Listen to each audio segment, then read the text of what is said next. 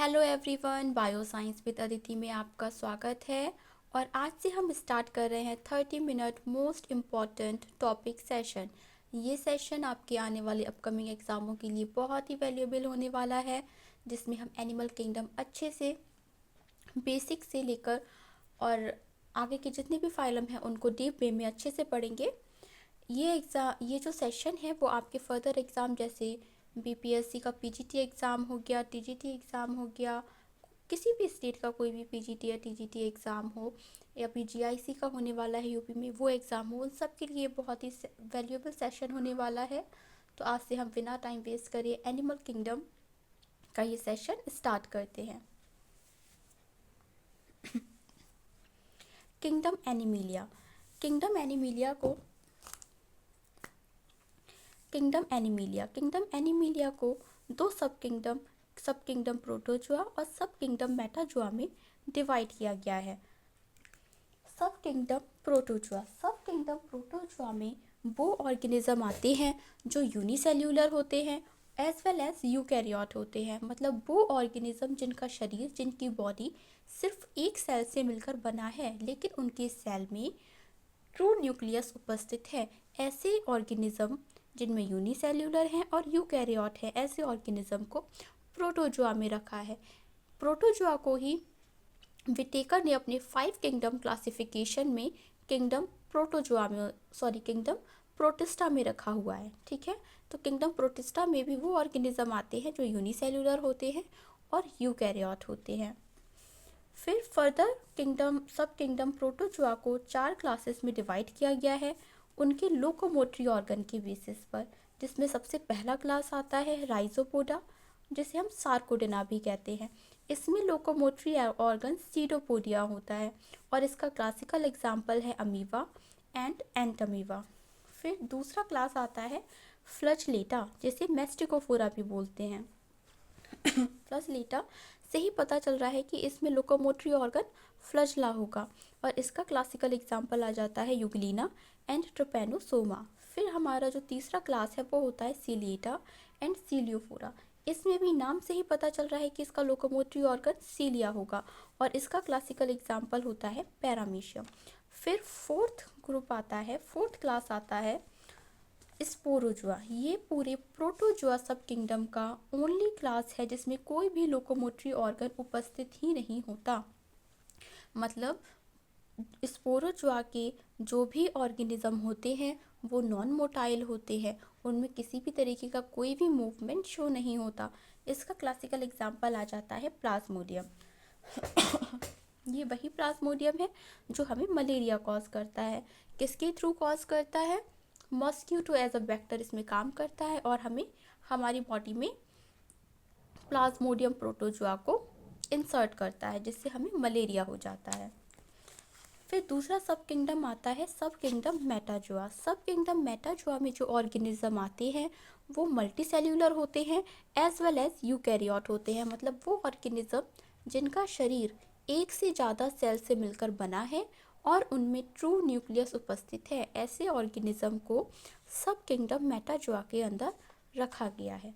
फिर सब किंगडम मेटाजुआ में जो भी एनिमल्स आते हैं उनका फर्दर क्लासिफिकेशन टिश्यू की प्रेजेंस और टिश्यू की अब्सेंस के बेसिस पर किया गया है।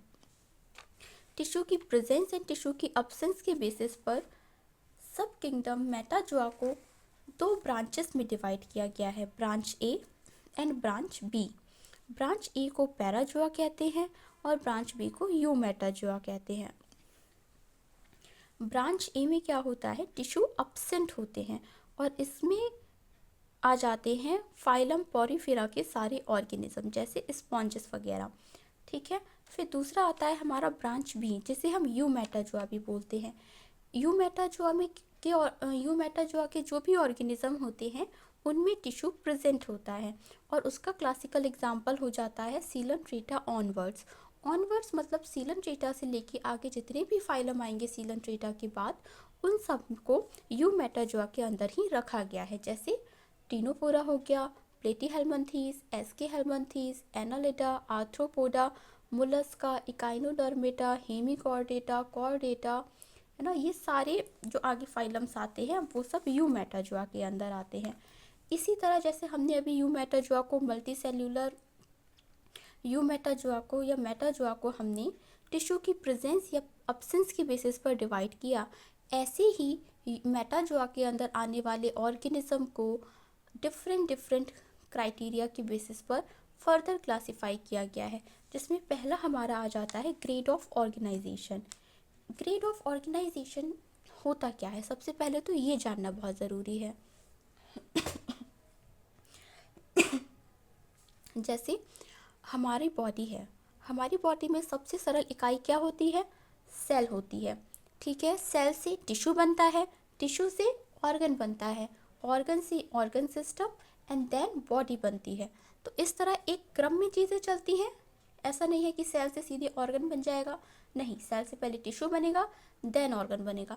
तो इसी क्रम अनुसार चलने की चीज़ को ही हम क्या बोलते हैं, हायरार्की लेवल बोलते हैं, जिसमें क्या कोई भी चीज़ क्रम में हो रही हो। ठीक, तो ग्रेड ऑफ ऑर्गेनाइजेशन में भी क्या आता है, ऑर्गेनिज्म का क्रम के अनुसार डेवलपमेंट देखते हैं कि पहले जो कौन से ऑर्गेनिज्म थे जो सिर्फ एक सेल से मिलकर बने थे, कौन से ऑर्गेनिज्म थे जिसमें सिर्फ टिश्यू पाया जाता था, कौन से ऑर्गेनिज्म थे जिसमें ऑर्गन बना, कौन से ऑर्गेनिज्म थे जिसमें ऑर्गन सिस्टम बना। ठीक है, तो इस बेसिस पर ही हम ग्रेड ऑफ ऑर्गेनाइजेशन में एनिमल्स को क्लासिफाई करते हैं। तो वही यहाँ पर लिखा हुआ है कि hierarchical level of structural complexity in animals from single cell to complex organ system is known as grade of organisation, जिसमें फर्स्ट आ जाता है यूनिसेल्यूलर ग्रेड। यूनिसेल्यूलर ग्रेड का हमारा एग्जाम्पल हो जाता है प्रोटोजुआ। प्रोटोजुआ क्योंकि वो ऑर्गेनिज्म होते हैं जिनमें सिर्फ एक सेल उपस्थित होती है, मतलब उनका जो पूरा बॉडी है उसमें सिर्फ एक सेल से मिलकर बना होता है। ठीक है, यूनिसेल्यूलर ग्रेड को ही प्रोटोप्लाज्मिक ग्रेड भी कहते हैं।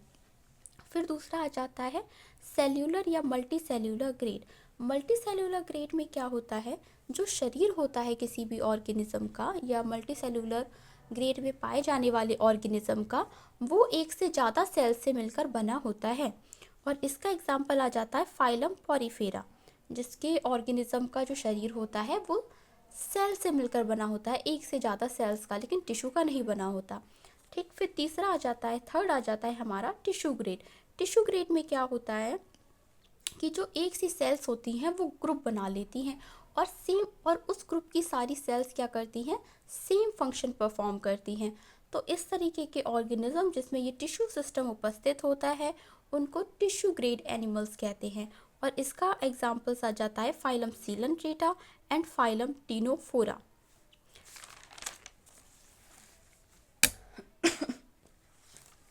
फिर थर्ड हमारा आ जाता है ऑर्गन ग्रेड। ऑर्गन ग्रेड में क्या होता है, टिश्यूज मिलकर ऑर्गन बना लेते हैं और इसका एग्जाम्पल हो जाता है प्लेटीहेल्मिन्थेस, जिसका एग्जाम्पल्स हैं लाइक फैशियोला, टीनिया, जिसे हम टेपवर्म भी बोलते हैं फीताकृमि हिंदी में।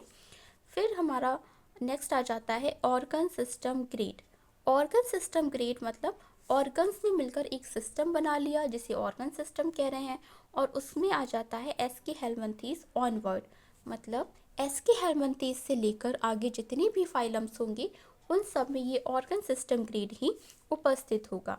ठीक है, बहुत बार ये क्वेश्चन पूछ लिया जाता है कि सेल्यूलर ग्रेड कौन सी ऑर्गेनिज्म में आता है, तो हमारा क्या एग्जाम्पल हो जाएगा, पॉरीफेरा। आ जाता है कि टिश्यू ग्रेड किस में देखने को मिला सबसे पहले, तो आंसर क्या हो जाएगा, सीलेंट्रेटा। अगर पूछे कि सबसे पहले ऑर्गन ग्रेड किस में देखने को मिला तो प्लेटीहेल्मिन्थेस। अगर पूछ ले ऑर्गन सिस्टम सबसे पहले किस में देखने को मिला तो एसके हेल्मिन्थेस। तो ये छोटे छोटे क्वेश्चंस बनते हैं, आपको कुछ भी यहाँ ऐसा नहीं कराया जाएगा जो मीनिंगफुल ना हो। यहाँ पे वही चीज़ें मैं करा रही हूँ जो फर्दर प्रीवियस एग्ज़ाम्स में पूछी गई हैं, क्योंकि वही चीज़ें हमें पढ़ने की अभी आवश्यकता है, क्योंकि अभी हम बहुत सारा पढ़कर कोई फ़ायदा नहीं है। बहुत सारा जो हमें नॉलेज गेन करना है वो हम बाद में भी कर सकते हैं, अभी हम सिर्फ मतलब ऑन द पॉइंट चीज़ें पढ़नी है जो हमें एग्ज़ाम के अकॉर्डिंग इम्पॉर्टेंट है। फिर हम एनिमल्स का फर्दर क्लासिफिकेशन करते हैं उनकी बॉडी प्लेन के बेसिस पर। बॉडी प्लेन के बेसिस पर क्या होता है, एनिमल्स को दो कैटेगरी में डिवाइड किया गया है, blind sac and tube within tube. Blind sac का क्या मतलब होता है, जैसे फॉर एग्जांपल हम हैं, हमारे में दो पोर्स होते हैं, एक माउथ जिससे हम क्या करते हैं, भोजन इंजेस्ट करते हैं, ठीक है। फिर दूसरा पोर हमारा क्या है, एनल, जिससे हम क्या करते हैं, फीकल मैटर, अनडाइजेस्टेड फूड बाहर निकालते हैं एज अ फीकल मैटर की फॉर्म में, ठीक। लेकिन लेकिन ब्लाइंड सेक में क्या होता है, सिर्फ एक ही ओपनिंग होती है, only single opening present in the blind sac animals, ठीक है। ओनली सिंगल ओपनिंग होती है और वो सिंगल ओपनिंग ही माउथ का भी काम करती है एज वेल एज एनस का भी काम करती है। मतलब उस सिंगल ओपनिंग से हम फूड भी लेंगे एज वेल एज जो हमारा अनडाइजेस्टेड फूड होगा और जो हमें एज अ फीकल मैटर निकालना होगा बाहर बॉडी से, उसको भी हम उस सिंगल ओपनिंग से ही बाहर निकालेंगे। तो इस तरीके के ऑर्गेनिज्म में एग्जांपल्स आ जाते हैं फाइलम सीलनट्रेटा, टीनोफोरा एंड प्लेटीहेल्मिन्थीज। फिर सेकंड हमारा आ जाता है tube within tube. Tube within tube का मतलब क्या है, ट्यूब मतलब एक कोई ट्यूब है, विद इन ट्यूब मतलब उसके अंदर ही एक दूसरी ट्यूब भी है, ठीक। तो उसमें क्या है, जैसे फॉर एग्जांपल ये हमारी बॉडी है, ठीक है। बॉडी को एक ट्यूब मान लिया है, ठीक है। बॉडी क्या है, एक ट्यूब है और उसके अंदर एक एलिमेंट्री कैनाल उपस्थित होती है जिसमें हम भोजन लेते हैं, फिर वो भोजन बकल कैविटी से होता हुआ, आमाशय वगैरह से होता हुआ हमारी इंटेस्टाइन में जाके पचता है, ठीक। तो बॉडी को ट्यूब बोला है और इस ट्यूब के अंदर ही एक दूसरी ट्यूब प्रेजेंट होती है, एलिमेंट्री कैनाल। तो इसीलिए ऐसे ऑर्गेनिज्म जिनमें एलिमेंट्री कैनाल उपस्थित होती है उनको tube within tube group के अंदर रखा गया है।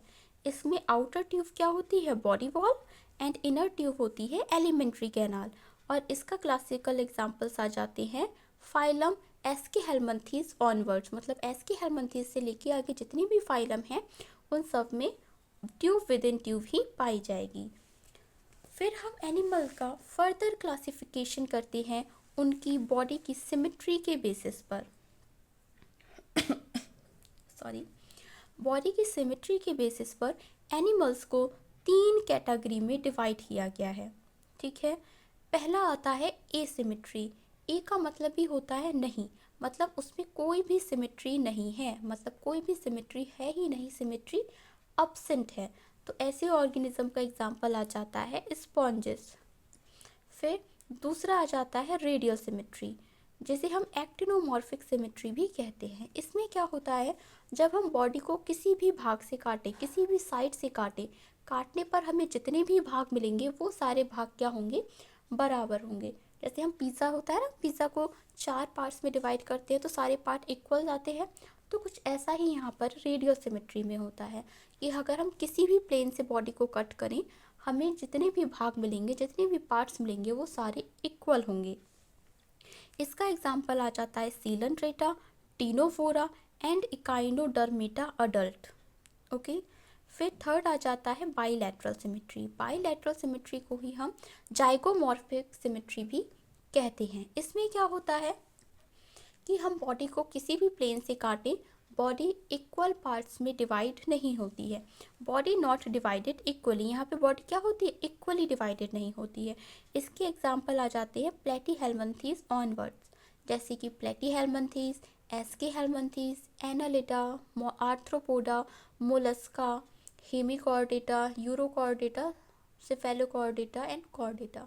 इन सब में बाईलैटरल सिमेट्री पाई जाएगी।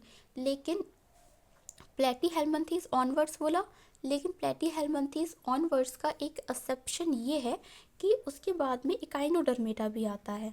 लेकिन इकाइनोडर्मेटा आता तो प्लेटीहेल्मिन्थीज के बाद है, लेकिन उसके अडल्ट में रेडियल सिमेट्री देखने को मिलती है। मतलब अगर हम उनको डिवाइड करें तो उनके इक्वल हाफ हमें मिलते हैं। इसीलिए ये क्वेश्चन बहुत बार बहुत से एग्जाम्स में पूछा जाता है कि इकाइनोडर्मेटा के अडल्ट में किस तरीके की सिमेट्री होती है, या इकाइनोडर्मेटा के लार्वा में किस तरह की सिमेट्री होती है।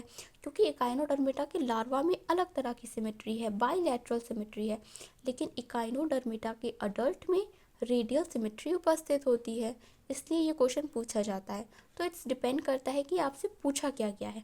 अगर उन्होंने इकाइनोडर्मेटा के लार्वा की सिमेट्री पूछी है तो आप बाईलैटरल ही आंसर लगाएंगे। लेकिन अगर उन्होंने इकाइनोडर्मेटा के अडल्ट में सिमेट्री पूछी है, या सिर्फ खाली पूछा है कि इकाइनोडर्मेटा में किस तरह की सिमेट्री पाई जाती है, तो आप आंसर में रेडियल सिमेट्री ही लगाएंगे आंसर। ठीक है, फिर हम एनिमल का फर्दर क्लासिफिकेशन पढ़ते हैं जर्म लेयर के बेसिस पर। ठीक है, जर्म लेयर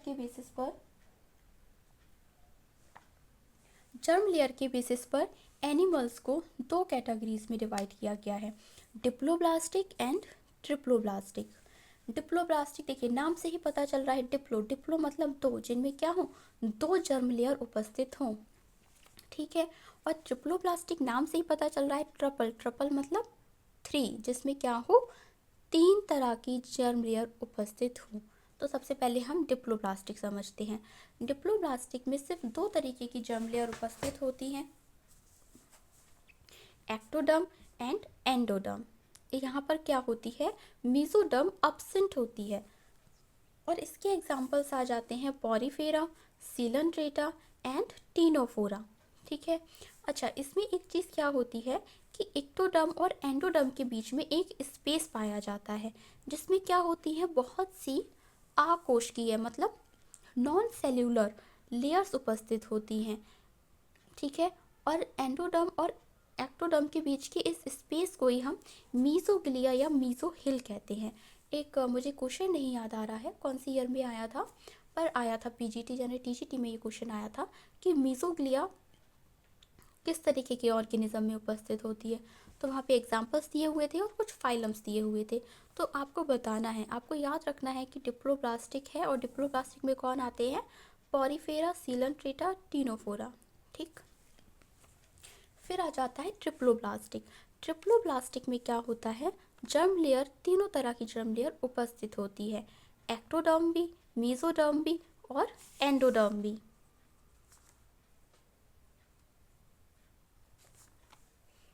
और इसका एग्जाम्पल हो जाते हैं फाइलम प्लेटीहेल्मिन्थेस ऑनवर्ड्स, मतलब प्लेटीहेल्मिन्थेस से लेके आगे जितने भी ऑर्गेनिज्म पाए जाएंगे उन सब में क्या पाई जाएगी, ट्रिप्लोब्लास्टिक जर्म लेयर्स उपस्थित होंगी। अच्छा, यहाँ से एक क्वेश्चन ये आते हैं कि पहली बार ट्रिप्लोब्लास्टिक देखने को किस में मिला। तो सबसे पहले ट्रिप्लोब्लास्टिक किस में देखने को मिला, प्लेटीहेल्मिन्थेस में। अगर क्वेश्चन आ जाए कि आखिरी बार डिप्लोब्लास्टिक किस में देखने को मिला, तो आखिरी बार डिप्लोब्लास्टिक टीनोफोरा में देखने को मिला। अगर ये क्वेश्चन आ जाए कि पहली बार डिप्लोब्लास्टिक किस में देखने को मिला, तो पहली बार डिप्लोब्लास्टिक पॉरीफेरा में देखने को मिला। आप प्रोटोजोआ एग्जाम्पल नहीं लगा सकते क्योंकि प्रोटोजोआ में कोई जर्म लेयर नहीं थी। ठीक है, तो पहली बार जो डिप्लोब्लास्टिक जर्म लेयर हमें देखने को मिली वो पॉरीफेरा में देखने को मिली। अच्छा, हम हमेशा जर्म लेयर के बारे में पढ़ते हैं कि एक्टोडर्म होती है, एंडोडर्म होती है, मेसोडर्म होती है। ठीक है, हमें ये पता है कि बाहर एक्टोडर्म, अंदर एंडोडर्म और बीच में मेसोडर्म उपस्थित होती है। लेकिन डेवलपमेंट किसका पहले होता है, ये क्वेश्चन आ जाता है कि सबसे पहले डेवलपमेंट किसका होता है। तो सबसे पहले जो फर्स्ट डेवलप होती है वो होती है एंडोडर्म, फिर जो सेकंड डेवलप होती है वो एक्टोडर्म, और फिर एक्टोडर्म और एंडोडर्म से ही डेवलपमेंट होता है मेसोडर्म का, जो सबसे लास्ट में डेवलप होती है। तो ये क्वेश्चन आ जाता है कि सबसे लास्ट में कौन सी जर्म लेयर डेवलप होती है, तो आप बताएंगे कि सबसे लास्ट में मेसोडर्म डेवलप होती है। अगर पूछे कि सबसे पहले कौन सी जर्म लेयर डेवलप होती है, तो आप बताएंगे कि सबसे पहले एंडोडर्म जर्म लेयर डेवलप होती है। ठीक है, यहाँ तक क्लियर है। अगर यहाँ तक क्लियर है तो फिर हम आगे चलते हैं। अब हम एनिमल का क्लासिफिकेशन करते हैं सीलोम के बेसिस पर। सबसे पहले तो जानते हैं कि सीलोम होती क्या है। ठीक है, अभी आपको मैंने बताया कि पहले इधर क्या होती है, बॉडी बॉल होती है और एलिमेंट्री कैनाल होती है। तो एलिमेंट्री कैनाल और बॉडी बॉल के बीच का जो स्पेस होता है उसको ही सीलोम कहते हैं। ठीक है, तो the space between body wall and gut wall known as coelom. ठीक है, लेकिन ऐसा नहीं है कि एलिमेंट्री कैनाल और बॉडी बॉल के बीच के स्पेस को ऐसे ही हम सीलोम कह देंगे। वो मीजोडर्मल ओरिजिन की होना चाहिए, और वहाँ पर क्या होना चाहिए, मीजोडर्म की लाइनिंग भी होनी चाहिए। अगर यहाँ पे मीजोडर्म की ये लाइनिंग उपस्थित नहीं है तो हम इसको ट्रू सीलोम नहीं बोलेंगे। ठीक है, तो इस बेसिस पर हम पहले डिवाइड करते हैं ए सीलोमेट। एसीलोमेट का मतलब ही होता है, ए मतलब अब्सेंट होना, मतलब यहाँ पे सीलोम अब्सेंट होती है। और इसका एग्जाम्पल आ जाता है पॉरीफेरा से लेकर प्लेटीहेल्मिन्थेस तक, मतलब Porifera, Seelam ट्रेटा, Ctenophora and Platyhelminthes, इन चारों फाइलम्स में कोई भी सीलोम उपस्थित नहीं होती। ठीक, फिर हम आ जाते हैं सीडोसीलोमेट। सीडोसीलोमेट में क्या होता है, गट वॉल और बॉडी वॉल के बीच में स्पेस तो होता है, लेकिन वहाँ पर मेसोडर्म की लाइनिंग उपस्थित नहीं होती। उसकी जगह पर मेसोडर्म के पाउचेस उपस्थित होते हैं। ये क्या है, मेसोडर्म के पाउचेस उपस्थित होते हैं। इसीलिए इस तरीके की सीलोम को हम ट्रू सीलोम नहीं कहते, इसे हम सीडोसीलोम कहते हैं। तो सीडोसीलोम का एग्जाम्पल आ जाता है फाइलम एस्केहेल्मिन्थेस। यहाँ पे क्या होती है, फॉल्स सीलोम होती है, मेसोडर्मल पाउचेस होते हैं बॉडी कैविटी में। फिर आ जाती है हमारी यू सीलोमेट। यू का मतलब ही होता है ट्रू, ठीक है। तो यहाँ पे क्या होती है, ट्रू सीलोम उपस्थित होती है, मतलब गट वॉल और बॉडी वॉल के बीच का स्पेस भी प्रेजेंट होगा। उस स्पेस पे मेसोडर्म की यहाँ पर क्या होगी, ये जो ब्लू ब्लू आपको लाइनिंग दिख रही है वो मेसोडर्म की लाइनिंग है, तो मेसोडर्म की लाइनिंग भी होगी। ऐसी ऑर्गेनिज्म को हम क्या बोलते हैं, यूसीलोमेट बोलते हैं। और इसका एग्जाम्पल्स आ जाते हैं फाइलम एनिलिडा ऑनवर्ड्स, मतलब एनिलिडा से लेकर आगे जितने भी फाइलम आएंगे, like arthropoda, Mollusca, Echinodermata, Hemichordata, Urochordata, cephalochordata, Chordata, उन सब में ट्रू सीलोम ही उपस्थित होती है। तो आई होप आपको ये सीलोम का पार्ट अच्छे से क्लियर हो गया होगा। अब हम एनिमल का फर्दर क्लासिफिकेशन करते हैं यूसीलोमेट में ही, मतलब अब हम यूसीलोमेट को ही और क्लासिफाई करते हैं कि जो यूसीलोमेट की ऑर्गेनिज्म हैं उनमें भी अलग अलग तरह की सिमेट्री होती है, जैसे शाइजोसीलोमेट और एंटीरोसीलोमेट।